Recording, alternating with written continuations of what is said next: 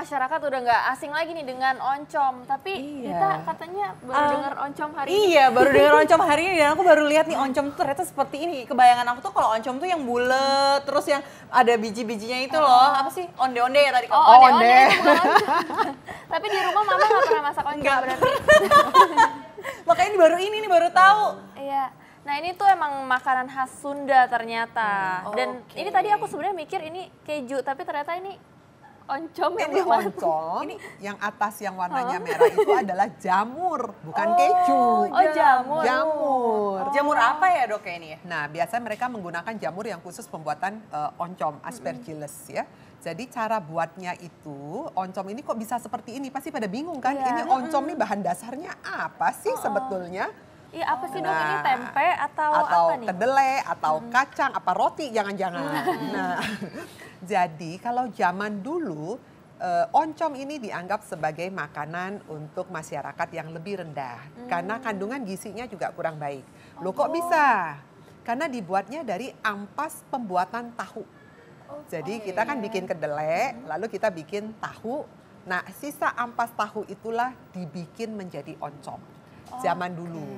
Nah, oleh karena itu dianggapnya makanan dengan gizi yang kurang bagus karena dapat ampasnya. Oh, jadi karena ampas tahu, padahal kan tahu sendiri itu bagus untuk kesehatan tubuh kita ya dok ya? Betul. Tapi kalau ampasnya artinya proteinnya semua sudah terambil di si tahu tadi. Oh, tapi katanya ada yang bilang kalau ini termasuk, ada yang bilang oncom itu pernah, dia itu termasuk fermentasi dari kacang tanah. Iya. Jadi sekarang ada juga? ada. Jadi oncom itu ada dua bahan dasarnya. Bisa dari kacang kedelai, bisa juga dari kacang tanah. Nah, kalau kacang kedelai biasanya oncom ini merah hasil atasnya. Seperti ini? Ini Iya, berarti ini kedelai? kedelai. Kalau kacang tanah warnanya menjadi lebih hitam.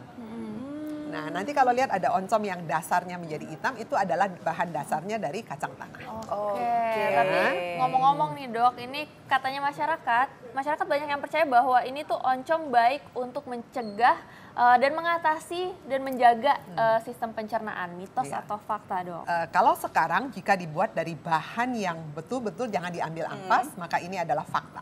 Oke, ini Ya, fakta ini adalah ternyata. fakta ya. Lah kok bisa? Pasti pertanyaannya ya. Karena kandungan-kandungan dari kedelai, kalau dibuat murni dari kedelai, jadi jangan diambil ampasnya. Jadi murni dari kedelai, mereka bikin oncom, kedelai sendiri kandungan seratnya cukup bagus. Tapi ada nggak dok oncom yang memang terbuat dari kedelai itu? Ada. Oh ada, jadi bukan ampasnya? Ya, yang sekarang justru oncom ini banyak mereka bikin khusus memang dari bahan kedelai.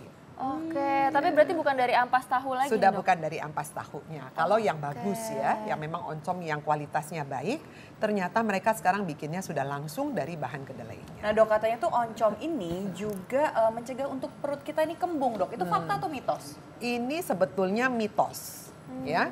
Jadi gini, oncom ini dia malah bisa bikin perut kita kembung. Tapi karena dengan proses fermentasi, dia menghasilkan satu zat namanya galaktosidase, ada enzim itu, nah dia bisa ikut mengurangi. Jadi rasa kembungnya ikut berkurang dengan produksi fermentasi dari zat itu. Tapi kalau dia mencegah tuh kan definisinya gini. Belum makan oncom udah sakit, udah kembung perutnya. Supaya saya nggak kembung maka saya makan oncom. Tidak. Tapi kalau dengan makan oncom, maka kondisi mengurangi kembung. Kalau misalnya kalian makan yang lain perutnya langsung kembung ya, misalnya makan tempe kok perut saya langsung kembung ya. Tapi kalau makan oncom perut saya kembungnya lebih berkurang, itu betul. Nah, paham ya maksudnya ya. Tapi kalau dia mencegah atau mengobati itu tidak. Oh tidak berarti ya. Jadi ini adalah mitos. Nah dok, kalau misalnya kalau oncom sendiri ini fakta atau mitos selanjutnya nih ya dok ya. Oncom ini tuh dapat menekan produksi racun aflatoksin. Nah, ini adalah mitos. Mitos. Lah, kenapa mitos?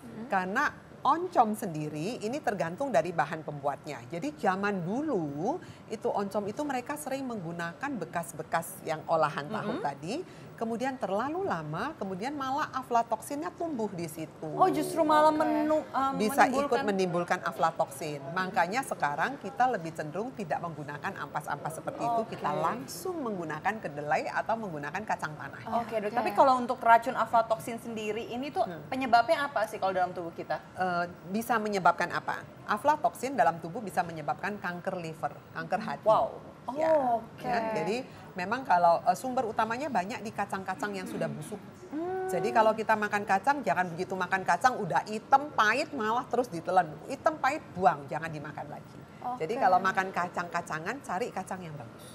Cuman kalau misalnya dijual di pasar nih sekarang banyak yang sudah dari kacang-kacangan ya dok, Ya, oncomnya. iya betul. Jadi langsung dari kedelai atau langsung dari kacang tanah. Oke. Udah jarang ya yang dari Sudah, ampas ya. ya.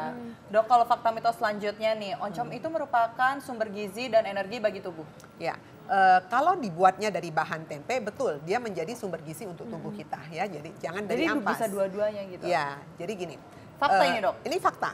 Ya, Oke. karena dalam 100 gram oncom, kalau dia terbuat betul dari kedelai murni atau dari kacang murni, maka dia mengandung kira-kira 187 kalori. Jadi cukup bagus dan proteinnya juga cukup tinggi, kira-kira 13 sampai 14 gram. Oh, Ya, cukup bagus. proteinnya tinggi berarti ya? Ya, Tapi kalau kalau dia untuk dibuat karbohidratnya itu. nih dok, kalau biar buat cewek-cewek. Ada nggak dok? Pasti ada karbohidrat, lemaknya cuma 6 Oh. gram, sisanya adalah karbohidrat. Oh sisanya ada karbo. Ya, tapi kan nggak mungkin kita makan oncom satu batang ini dimakanin Iya. kabeh. Oh ya enggak Ya, dok. kan hanya buat campuran makanan, kan Oh, menjadi salah satu lauk buat makanan kita Iya, sehari-hari. betul. Ya. Oke, berikut nih dok, mitos atau fakta bahwa oncom bisa mengurangi kolesterol dalam tubuh dok. Ya, gini, saya cerita dulu ya. Ini bisa menjadi satu mitos. Tergantung oncomnya dimakan apa. Kalau Anda makan oncomnya seperti ini, pastinya tidak. Mitos berarti ya, dok, Ini ya? adalah mitos. Jadi memang ada penelitian pada tikus bahwa oncom tikus yang dikasih makan oncom ternyata kolesterolnya turun. Tapi penelitian pada manusia belum. Kenapa? Karena manusia kalau makan oncom kan tidak mungkin dimakan mentah seperti ini, pasti Iya. diolah, Iya. digoreng, dibikin seperti ini, goreng lagi kan. Jadi nanti teman-temannya bukan oncomnya sendiri, tapi teman-temannya Teman-temannya yang- minyaknya, Oke. kemudian tepungnya dan bumbu-bumbu segalanya itulah yang ikut menaikkan kolesterol. Oke, kalau untuk Oke. masyarakat yang kolesterolnya tinggi tapi masih ingin konsumsi oncom nih dok, ini baiknya diolahnya seperti apa kalau Sebaiknya jangan diolah dengan minyak yang terlalu banyak. Jadi jangan dimakan dengan cara digoreng seperti ini.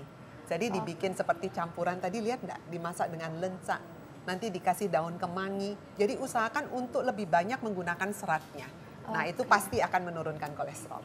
Oke, mitos atau fakta selanjutnya nih dok, katanya kalau oncom ini dapat mencegah trombosis dan juga kematian mendadak karena adanya penyumbatan dalam pembuluh darah dok. Ini adalah mitos. Oh, Ya, mitos. karena oncom ini tidak punya efek sebagai antikoagulan. Jadi ada makanan-makanan tertentu ya yang punya efek sebagai antikoagulan itu ada. Tapi kalau oncom ini tidak ada. Oke. Oke, wow. Berarti kalau misalnya untuk oncom sendiri sih dok ya, apa sih kegunaan dalam tubuh kita ini? Ya, oncom ini punya manfaat. Satu sebagai sumber energi bisa ya, karena kalau Anda makan kira-kira 100 gram itu sudah mendapatkan 180 kilokalori, 187.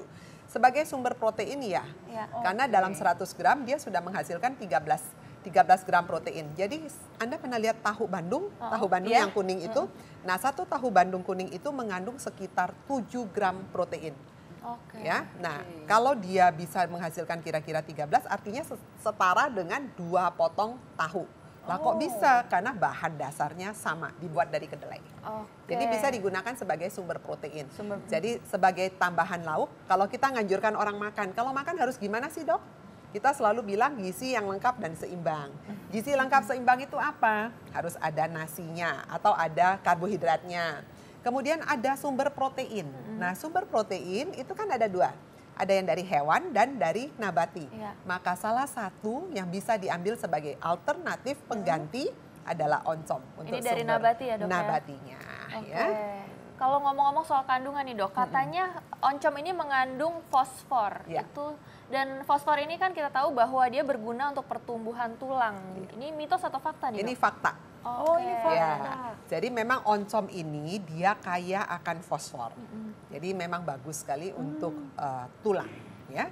Oke, ini terakhir nih dok, untuk masyarakat yang ingin konsumsi oncom, ini sebaiknya seberapa apa? banyak sih setiap hari dan seperti apa nih ngolahnya dok? Ya, oke. Jadi oncom ini kalau kita ingin konsumsi, pertama-tama harus bersihkan dulu oncomnya ya. Kita yakinkan bahwa bahan dasarnya bukan dari ampas tadi. Jadi kita beli oncom yang betul-betul dibuat dari kedelai atau dari kacang tanah ya. Setelah itu diolah, jangan terlalu banyak menggunakan minyak seperti ini. Oke. Jadi diolahnya seperti tadi ada contohnya saya lihat dimasak dengan sayur lenca atau dipepes ya. Jadi tambahkanlah beberapa macam ornamen serat di dalamnya. Jadi lenca itu kaya akan serat. Kemudian daun kemangi kaya akan serat ya. Terus nanti bisa dimakannya dengan sayur lalap, daun singkong, daun pepaya. Wah, itu enak sekali. Dan Ini dibersihkan makanan ya, khas. Dok ya? Itu Sunda banget ya, Sunda Dok. banget ya, dan itu pasti akan bagus. Jadi kolesterolnya turun, vitaminnya kita dapat karena makan kan tidak hanya satu, jadi harus digabung beberapa. Oke. Nah, kalau misalnya untuk nih pemirsa yang belum tahu, apa sih bedanya kalau kita bisa lihat dari luar? Mana bedanya yang oncom yang terbuat dari biji-bijian sama yang terbuat dari ampas? Kita nggak bisa lihat pasti ya, biasanya kita lihat dalamnya nih. Kalau Dalamnya, misalnya boleh dipotek dikit ya? ya? Boleh lah, ini aja udah gopel-gopel toh, bentuknya nggak mulus toh. Nah, kalau misalnya dia dibuat dari ampas, biasanya dia hancur sekali di dalamnya, sudah tidak ada partikel, Nah, ada ini- balik kedelainya. Ini termasuk ampas Nah, atau? ini dari kok panas ya masih ya. Nah, ini masih ada ampasnya nih. Jadi Ini masih ya, ampas ini ya, Dok, Berarti ini ya? ampas, ini Dok? masih ampas ya. Belum Kalau biji-bijian. belum Kalau biji-bijian seperti apa Pasti nih, Dok? ada bentuk seperti tempe. Pernah lihat tempe Oh, nggak? ya? Ya, Oh, ada oke. buntel-buntelnya di Iya. dalamnya ya. Nah, itu yang paling baik sebetulnya. Kalau gitu. Nah, pemirsa Hidup Sehat, terima kasih dokter. Terima kasih, terima kasih. Dok. Sekarang Nah, udah kita tahu